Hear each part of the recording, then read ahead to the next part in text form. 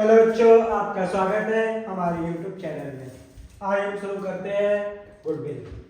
ख्याति किसे कहते हैं? Meaning of goodwill. ख्याति जो है वो एक अदृश्य अस्थायी संपत्ति है, जिसको ना तो हम देख सकते हैं ना हम छू सकते हैं, जिसको केवल क्या किया जा सकता है? महसूस किया जा सकता है। ख्याति का जन्म एक प्रक्रिया के रूप में होता है, जिसका मूल्य तो होता है परंतु इसे देखा और छुआ नहीं जा सकता है। इसको केवल हम लोग क्या कर सकते हैं? महसूस कर सकते हैं। ख्याति एक चुंबक के समान है जो लोहे रूपी ग्राहक को अपनी ओर आकर्षित करती है।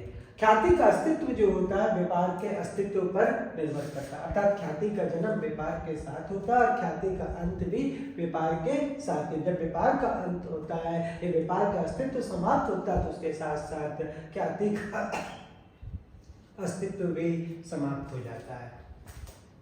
ख्याति की परिभाषा।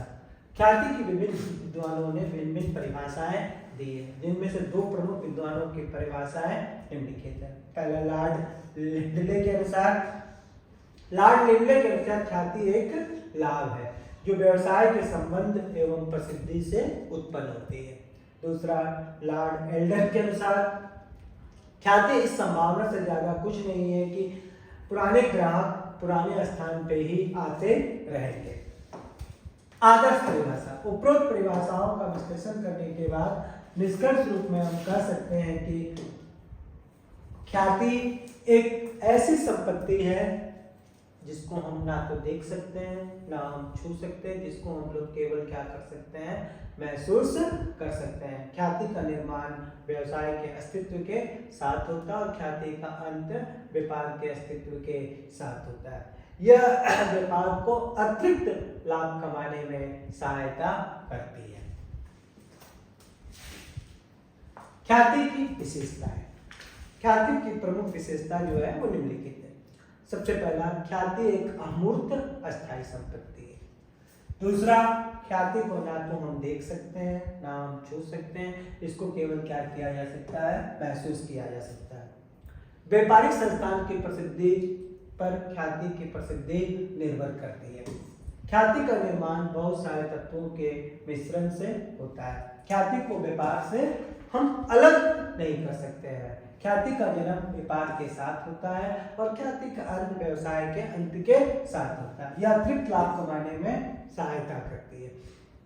ख्याति में कई घटकों का समावेश होता है। यह ख्याति कई तत्वों के ऊपर निर्भर करती है। यह व्यवसाय की लाभार्जन क्षमता में वृद्धि करती है। तो ये सारी विशेषताएं। एक और भी है, ख्याति पर कोई ह्रास नहीं लगाया जाता है। दूसरा, ख्याति की उत्पत्ति। ख्याति की उत्पत्ति जो होती है ग्राहकों के व्यवसाय के प्रति विश्वास से होती है, जो व्यवसाय की प्रसिद्धि एवं समय के साथ साथ बढ़ती जाती है। व्यवसायिक फर्म के प्रति विश्वास होने से व्यवसाय के विक्रय एवं लाभ में वृद्धि होती है, जो दूसरे फर्मों की तुलना में अधिक लाभ कमाने में सक्षम होते हैं, जिससे ख्याति का सृजन या निर्माण होता है। इस प्रकार ख्याति भूतकाल के अच्छे कार्यों का प्रतिफल, वर्तमान की कुशलता एवं भविष्य में अच्छे लाभों के अर्जन का प्रतिबिंब है। ख्याति का महत्व। ख्याति का महत्व जो है वो निम्न है। पहला, ख्याति वह दर्पण है जो व्यवसाय का सही चित्र प्रस्तुत करती है। जिस प्रकार दर्पण में हम अपना चित्र देखते हैं कि वो सही है या नहीं है, उसी प्रकार व्यवसाय का सही और सच्चा चित्र जो प्रस्तुत किया जाता है वो ख्याति के माध्यम से प्रस्तुत किया जाता है। ख्याति व्यवसाय की सुदृढ़ आर्थिक स्थिति का प्रतिबिंब है। तीसरा, ख्याति के संबंध में निम्न पंक्तियां महत्वपूर्ण है। यदि पूंजी की हानि होती है तो कुछ भी हानि नहीं होती है। यदि ग्राहकों की हानि होती है तो कुछ हानि होती है, परंतु यदि ख्याति की हानि होती है तो सब कुछ समाप्त हो जाता है। If capital is lost, then nothing is lost. If customers are lost, then something is lost. But when goodwill is lost, then everything is lost. हर कुछ क्या होता है? समाप्त हो जाता है। ख्याति की प्रकृति। ख्याति की चार प्रकृति है। पहला, कुत्ते के स्वभाव की ख्याति। दूसरा, बिल्ली के स्वभाव की ख्याति। दूसरा, चूहे के स्वभाव की ख्याति। चौथा, खरगोश के स्वभाव की ख्याति। जिसमें सबसे पहली प्रकृति जो है ख्याति की है वो है कुत्ते की प्रकृति की ख्याति। जैसा कि हम लोग जानते हैं कुत्ता जो होता है वो अपने स्वामी का भक्त होता है, जहाँ स्वामी जाता है उसके पीछे पीछे कुत्ता भी जाता है, अर्थात कुत्ते को स्वामी से अलग नहीं किया जा सकता है। इस प्रकार की व्यवसाय की जो ख्याति होती है या कुत्ते के स्वभाव की जो ख्याति होती है वो व्यवसाय के स्वामी से जुड़ी रहती है। यदि स्वामी किसी व्यवसाय से अलग हो जाता है तो उसके अलग होने से उसके साथ साथ उसकी ख्याति भी व्यवसाय से चली जाती है। इस प्रकार की ख्याति को हम लोग कुत्ते के स्वभाव की ख्याति कहते हैं, अर्थात ग्राहक उसी स्थान से संबंध रखते हैं जहाँ पर पुराने संस्थान का स्वामी जाता है। कुत्ते के स्वभाव की ख्याति का जो मूल्य होता है वो कम होता है। जैसे टाटा बिरला अगर किसी फर्म से अलग हो जाए तो उनके अलग होने से उनकी ख्याति भी क्या होगी, उनके साथ अलग हो जाएगी। इस प्रकार की ख्याति को हम लोग क्या करते हैं, कुत्ते के स्वभाव की ख्याति कहते हैं। मतलब जहाँ पर स्वामी है वहीं पर उसकी ख्याति है। अगर स्वामी किसी संस्थान को छोड़ करके जाता है तो स्वामी के साथ साथ उसकी ख्याति भी संस्थान से अलग हो जाती है। इस प्रकार के स्वभाव की ख्याति को हम लोग कुत्ते के स्वभाव की ख्याति कहते हैं। दूसरा, बिल्ली की प्रकृति की ख्याति। बिल्ली का जो स्वभाव होता है वो कुत्ते से भिन्न होता है। बिल्ली को अपना स्थान प्रिय होता है, भले ही स्वामी अपने घर को छोड़ के चला जाए लेकिन बिल्ली अपना घर नहीं बदलना चाहती है। इस प्रकार के स्वभाव की ख्याति का जो मूल्य होता है वो स्थान से होता है। यदि स्वामी व्यवसाय को छोड़कर चला जाए तो भी व्यवसाय की ख्याति पर कोई प्रभाव नहीं पड़ता। इस प्रकार की ख्याति का जो मूल्य होता है वो अधिक होता है, क्योंकि यहाँ पर मात्र व्यक्ति का ना होकर के स्थान का होता है, जैसे अलीगढ़ के ताले, आगरा का पेठा इत्यादि। तीसरा, चूहे के स्वभाव की ख्याति। चूहे का जो स्वभाव होता है वो कुत्ता और बिल्ली से बिल्कुल भिन्न होता है। चूहा एक स्थान से दूसरे स्थान पर घूमते रहता है। चूहे के स्वभाव के ग्राहक किसी एक दुकान अथवा किसी विशेष व्यक्ति से लगाव नहीं रखते, बल्कि वो हमेशा दुकान बदल करके या अलग अलग जगहों से सामान खरीदते हैं। अर्थात इस प्रकार के व्यवसाय की ख्याति स्थिर नहीं रहती, वो हमेशा बदलती रहती है। इस प्रकार के स्वभाव की ख्याति को हम लोग चूहे के स्वभाव की ख्याति कहते हैं और इसका कोई विशेष मूल्य नहीं होता है। चौथा, खरगोश की स्वभाव की ख्याति। खरगोश केवल अपने आसपास के वातावरण से प्रभावित होता है, वो अपने निवास स्थान से कुछ दूर जाना पसंद करता है। खरगोश के स्वभाव वाले ग्राहक अपने आस पड़ोस की दुकान से जनरली वस्तुओं को क्या करते हैं, क्रय करते हैं। तो ये ख्याति का 4 स्वभाव है, कुत्ता, बिल्ली, चूहा, खरगोश। जिसमें सबसे अधिक मूल्य की ख्याति का होता है वो बिल्ली के स्वभाव की ख्याति का होता है, क्योंकि उसका महत्व स्थान से होता है। ख्याति के मूल्यांकन की आवश्यकता। ख्याति के मूल्यांकन की आवश्यकता व्यवसायिक संगठन के स्वरूप पर निर्भर करते हैं। साधारणतः ख्याति के मूल्यांकन की आवश्यकता उस समय पड़ती है जब किसी व्यवसाय को बेचा जाता है, परंतु एक साझेदारी फर्म के संबंध में ख्याति के मूल्यांकन की आवश्यकता निम्नलिखित दशाओं में पड़ती है। सबसे पहला, जब साझेदारों के लाभ विभाजन अनुपात में परिवर्तन होता है। दूसरा, जब कोई नया साझेदार साझेदारी फर्म में प्रवेश करता है। तीसरा, जब कोई साझेदार साझेदारी फर्म से अलग होता है। चौथा, जब किसी साझेदार की मृत्यु होती है। पांचवा, जब साझेदारी फर्म का विघटन किया जाता है या साझेदारी फर्म को बेचा जा रहा हो। जब साझेदारी फर्म को बेचा जाता है तो उस समय ख्याति के मूल्यांकन की आवश्यकता पड़ती है। और लास्ट, जब 2 या 2 से अधिक फर्मों का एकीकरण हो रहा तो उस समय ख्याति के मूल्यांकन की आवश्यकता होती है। तो इन निम्नलिखित दशाओं में ख्याति के मूल्यांकन की आवश्यकता होती है। पहला, जब लाभ अनुपात में परिवर्तन हो। दूसरा, जब नए साझेदार को साझेदारी फर्म में प्रवेश दिया जाए। तीसरा, जब कोई साझेदार अवकाश ग्रहण करता है। चौथा, जब किसी साझेदार की मृत्यु होती है। पांचवा, जब किसी साझेदारी व्यवसाय को बेचा जाता है। और छठा, जब 2 या 2 से अधिक फर्मों का एकीकरण हो। तो इन दशाओं में ख्याति के मूल्यांकन की आवश्यकता या जरूरत पड़ती है। ख्याति के प्रकार। ख्याति 2 प्रकार की होती है। पहला, क्रय की गई ख्याति। दूसरा, स्वयं उत्पन्न हुई ख्याति अर्थात अर्जित ख्याति। क्रय की गई ख्याति। क्रय की गई ख्याति उस समय उत्पन्न होती है जब व्यवसाय का विक्रय किया जाता है या क्रय किया जाता है। जब व्यवसाय को बेचा जाता है तो क्रेता और विक्रेता के बीच ख्याति का मूल्य निर्धारित किया जाता है।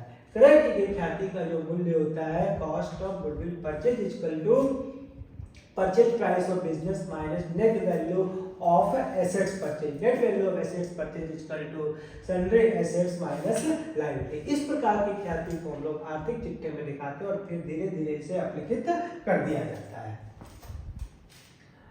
दूसरा, स्वयं उत्पन्न हुई ख्याति। व्यवसायिक उपक्रम के लाभार्जन में महत्वपूर्ण योगदान जो होता है वो स्वयं उत्पन्न हुई ख्याति का होता है। इस प्रकार की ख्याति के मूल्यांकन का प्रश्न फर्म के पुनर्गठन के समय उत्पन्न होता है।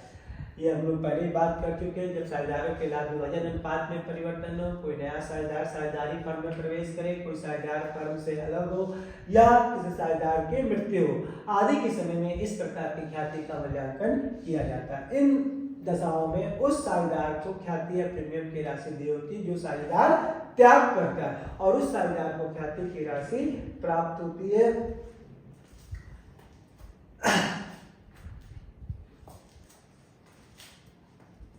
ख्याति के मूल्य को प्रभावित करने वाले तत्व या घटक। ख्याति के मूल्य को प्रभावित करने वाले प्रमुख तत्व या घटक निम्नलिखित है। व्यवसाय की प्रगति। सबसे पहला तत्व जो ख्याति के मूल्य को प्रभावित करता है वो व्यवसाय की प्रकृति। यदि व्यवसाय देने उपयोग की वस्तुओं से संबंधित है तो इस प्रकार की ख्याति का मूल्य जो होता है अधिक होता है, परंतु यदि व्यवसाय फैशनेबल वस्तुओं से संबंधित है तो इस प्रकार के व्यवसाय में लाभ की जो मात्रा होती है अस्थिर होती है, इसलिए इस प्रकार के व्यवसाय की ख्याति का मूल्य कम होता है।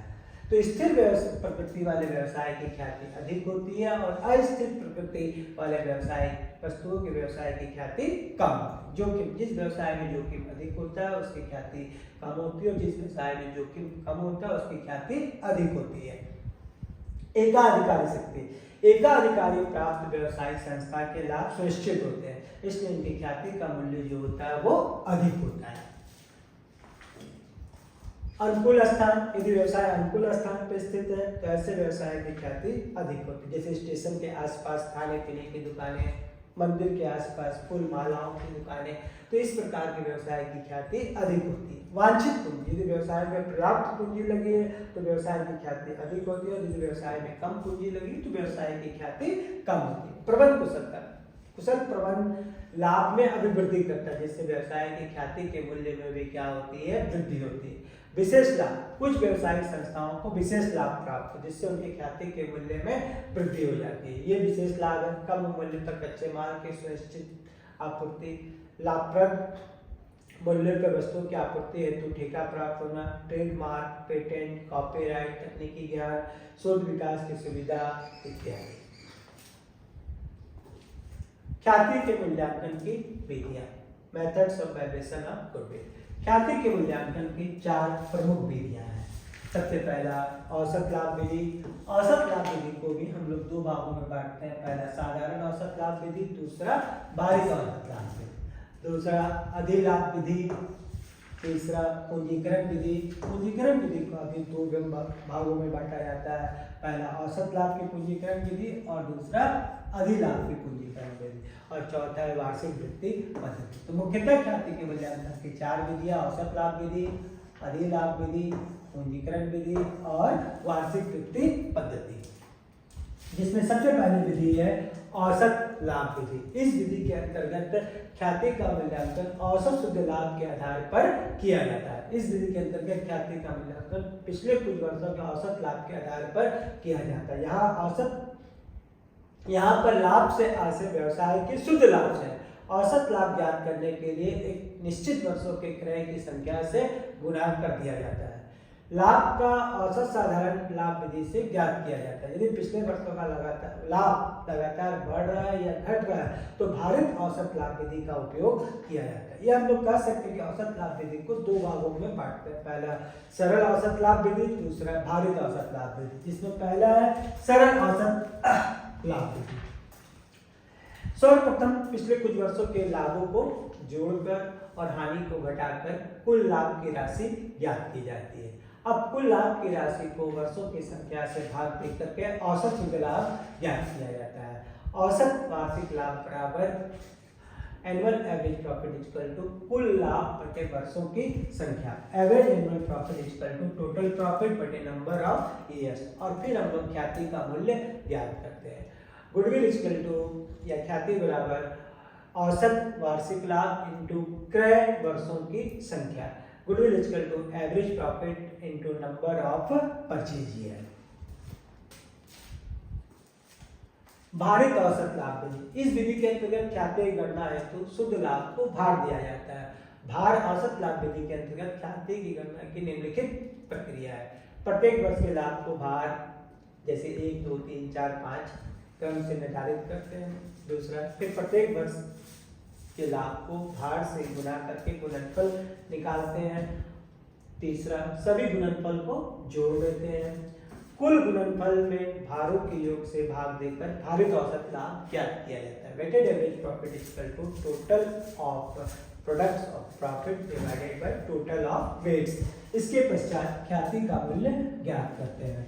Goodwill equal to weighted average profit into number of purchase year. भारित औसत लाभ में क्रय की वर्षों की संख्या से गुणा करके ख्याति का मूल्य निर्धारित किया जाता है। Goodwill equal to weighted average profit into number of purchase year. क्रय वर्षों की संख्या क्या है? नए साझेदार को लाभ के लिए जितने वर्षों के लिए सुनिश्चित किया जाता है या विश्वास दिलाया जाता है उसे क्रय के वर्षों की संख्या कहा जाता है। क्रय से वर्षों की संख्या शुद्ध रूप से सन्निकट पर आधारित होता है। इसका कोई वैज्ञानिक आधार नहीं, मतलब कितने वर्षों को आधार बनकर ख्याति का मूल्यांकन किया जाए इसका कोई निश्चित आधार नहीं है या कोई वैज्ञानिक आधार नहीं। ये केवल एक विश्वास दिलाया जाता है नए साझेदार को कितने वर्षों के आधार पर उसको लाभ में हिस्सा दिया जाएगा। दूसरा, अधिलाभ विधि। इस विधि के अंतर्गत ख्याति का मूल्यांकन अधिलाभ के आधार पर किया जाता है। जब कोई संस्थान अन्य फर्मों के तुलना में सामान्य लाभ से अधिक लाभ कमाती है तो इस अतिरिक्त लाभ को हम लोग क्या करते हैं? अधिलाभ करते हैं। तो अधिलाभ वो अतिरिक्त लाभ है जो एक फर्म अन्य फर्मों की तुलना में सामान्य लाभ से अधिक कमाती है। इस विधि के अंतर्गत ख्याति का मूल्यांकन करने की निम्न प्रक्रिया। सबसे पहले पिछले कुछ वर्षों के लाभों को जोड़कर और वर्षों की संख्या से भाग दे करके एवरेज प्रॉफिट निकालते हैं। Average profit equal to total profit बटे नंबर ऑफ ईयर्स। दूसरा, सामान्य लाभ ज्ञात करना, कैलकुलेशन ऑफ नॉर्मल प्रॉफिट। सामान्य लाभ इक्वल टू विनियोजित पूंजी इनटू लाभ की सामान्य दर, capital employed into normal rate of return divided by 100। तीसरा, अधिलाभ ज्ञात करना, फाइंडिंग आउट सुपर प्रॉफिट। अधिलाभ बराबर औसत वास्तविक लाभ या वास्तविक औसत लाभ माइनस सामान्य लाभ, actual average profit minus normal profit. चौथा, ख्याति की गणना करना, calculation of goodwill. Goodwill equal to super profit into number of purchase year. ख्याति बराबर अधिलाभ इनटू क्रय के वर्षों की संख्या। तीसरा, पूंजीकरण विधि। इस विधि के अंतर्गत व्यवसाय द्वारा अर्जित लाभों का पूंजीकरण करके ख्याति का मूल्य ज्ञात किया जाता है। पूंजीकरण से हासिल यह है कि सामान्य ब्याज की दर से एक अमुक लाभ की रकम प्राप्त करने के लिए कितने पूंजी की आवश्यकता होगी। इस विधि के अंतर्गत ख्याति का मूल्यांकन दो आधारों पर किया जाता है। पहला औसत लाभ की पूंजीकरण विधि, दूसरा अधिलाभ की पूंजीकरण विधि। लेकिन दोनों ही विधियों से ख्याति का मूल्य क्या होता है? समान होता है, चाहे औसत लाभ की पूंजीकरण विधि हो चाहे अधिलाभ की पूंजीकरण विधि हो। पहला, औसत लाभ की पूंजीकरण विधि। सर्वप्रथम पिछले 2, 3, 4, 5 वर्षों के लाभ को जोड़कर और वर्षों की संख्या से भाग देकर के औसत लाभ ज्ञात किया जाता है। फिर औसत लाभ का सामान्य दर के माध्यम से पूंजीकृत मूल्य ज्ञात किया जाता है। सूत्रानुसार औसत लाभ का पूंजीकृत मूल्य बराबर औसत लाभ इनटू 100 बटे सामान्य लाभ की दर। Capitalised value of average profit equal to average profit into 100 बटे नॉर्मल रेट ऑफ रिटर्न। और इसके पश्चात हम लोग ख्याति का मूल्य ज्ञात करते हैं। ख्याति बराबर औसत लाभ का पूंजीकृत मूल्य माइनस वास्तविक विनियोजित पूंजी। Capitalised value goodwill equal to capitalised value of average profit minus actual capital employed. Actual capital employed निकालने के लिए नेट एसेट्स निकालते हैं। नेट एसेट्स इक्वल टू होता है all assets minus outside liability. All assets का मतलब ऑल एसेट्स मतलब assets other than goodwill fictitious assets and non trade investment. इन तीनों को ऑल एसेट्स में इंक्लूड नहीं करते हैं। Goodwill, fictitious asset and non trade investment को, इन तीनों को छोड़ करके बाकी जितनी भी संपत्तियां हैं उन सबको जोड़ते हैं और उसमें से बाय दायित्व को, आउटसाइड लायबिलिटीज को क्या किया जाता है, घटा दिया जाता है। तो हमको क्या प्राप्त होता है, नेट एसेट्स। और इसी नेट एसेट्स को हम लोग क्या करते हैं, एक्चुअल कैपिटल एम्प्लॉयड। तो गुडविल इक्वल टू जो होता है capitalised value of average profit minus actual capital employed. दूसरा, अधिलाभ के पूंजीकरण द्वारा ख्याति का मूल्यांकन, valuation of goodwill by capitalising the super profit. इस विधि के अंतर्गत ख्याति के मूल्यांकन के लिए निम्नलिखित सूत्र का प्रयोग करते हैं।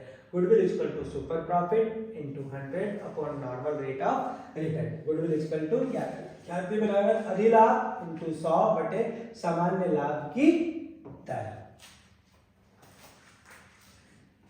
तीसरा, वार्षिकी पद्धति। वार्षिकी पद्धति ख्याति के मूल्यांकन की ऐसी प्रक्रिया जिसके अंतर्गत ख्याति का मूल्यांकन वार्षिक रूप से किया जाता है। अधिलाभ पद्धति के अंतर्गत ख्याति की राशि उन वर्षों में प्राप्त किए जाने की आशा होती है जिनका गुना ख्याति के निकालने के लिए अधिलाभ की राशि में किया जाता है, परंतु ख्याति की राशि पे जो क्षति ब्याज ना मिलने के कारण तो उसका प्रबंध अधिलाभ विधि में नहीं किया जाता है। वार्षिकी पद्धति एक ऐसी पद्धति है जिसके द्वारा उपयुक्त बढ़ती क्षतिपूर्ति की पूर्ति हो जाती है। इसमें वार्षिकी का वर्तमान मूल्य निम्न दो तरीके से निकाला जाता है, वार्षिकी तालिका के आधार पर और सूत्र द्वारा निकालना। इस विधि में ख्याति का मूल्यांकन दो तरीके से किया जाता है। यदि एन्युटी वैल्यू 1 रुपए से कम हो तो गुडविल बराबर होता है सुपर प्रॉफिट बटे एन्युटी वैल्यू, और यदि एन्युटी वैल्यू 1 रुपए से अधिक है तो goodwill equal to super profit into annuity value. लाभ की सामान्य दर क्या होती है, किसे लाभ की सामान्य दर कहते हैं? तो लाभ की सामान्य दर वो न्यूनतम लाभ की दर है जिसे एक फर्म सदैव प्राप्त करने की आशा करती है जितनी पूंजी उसने विनियोजित की है। Normal rate of return is the return which is expected bye an investor from an investment. इसे लाभ की उचित दर या ब्याज दर भी कहते हैं।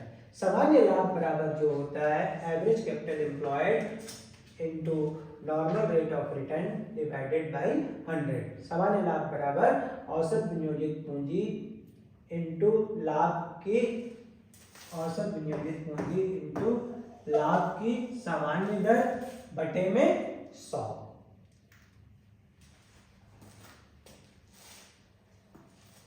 अधिलाभ विधि और औसत लाभ विधि में अंतर। तो क्या अंतर है औसत लाभ विधि और अधिलाभ विधि में ख्याति का मूल्यांकन की? पहला, औसत लाभ का आशय कुल लाभ में वर्षों की संख्या से भाग देने पर औसत लाभ ज्ञात किया जाता है। औसत लाभ बराबर जो होता है कुल लाभ बटे वर्षों की संख्या। अधिलाभ से आशय यदि कोई फर्म किसी दूसरे फर्म की तुलना में सामान्य से अधिक लाभ अर्जित करती है तो उसे हम लोग अधिलाभ करते हैं। तो औसत लाभ का आशय कुल लाभ में वर्षों की संख्या से भाग देने पर जो राशि प्राप्त होती है उसे औसत लाभ करते हैं। और अधिलाभ से आशय जब कोई फर्म किसी अन्य फर्मों की तुलना में सामान्य लाभ से अधिक लाभ कमाती है तो उसे अधिलाभ करते हैं। सूत्र क्या? एवरेज प्रॉफिट इक्वल टू होता है टोटल प्रॉफिट बटे नंबर ऑफ ईयर्स। औसत लाभ बराबर कुल लाभ बटे वर्षों की संख्या। अधिलाभ बराबर जो होता है super profit equal to average profit minus normal profit. अधिलाभ बराबर होता है औसत लाभ माइनस सामान्य लाभ। विनियोजित पूंजी, इस विधि के अंतर्गत विनियोजित पूंजी ज्ञात करने की आवश्यकता नहीं होती है, लेकिन इस विधि के अंतर्गत विनियोजित पूंजी की आवश्यकता होती है। लाभ की सामान्य दर, इस विधि में सामान्य लाभ की सामान्य दर की आवश्यकता नहीं होती है, लेकिन इस विधि में बिना लाभ की सामान्य दर की औसत अधिलाभ की गणना नहीं की जा सकती है। वर्षों का लाभ, औसत लाभ की गणना है तो एक से अधिक वर्षों का लाभ दिया रहना आवश्यक है। इसमें सिर्फ एक वर्ष के वास्तविक लाभ की आवश्यकता होती है। सामान्य लाभ, इस विधि के अंतर्गत सामान्य लाभ की गणना नहीं की जाती है, लेकिन इस विधि के अंतर्गत सामान्य लाभ की गणना अवश्य रूप से की जाती है, क्योंकि सुपर प्रॉफिट इक्वल टू जो होता है वास्तविक औसत लाभ माइनस सामान्य लाभ, अर्थात बिना सामान्य लाभ के अधिलाभ की गणना नहीं की जा सकती है। Thank you for today.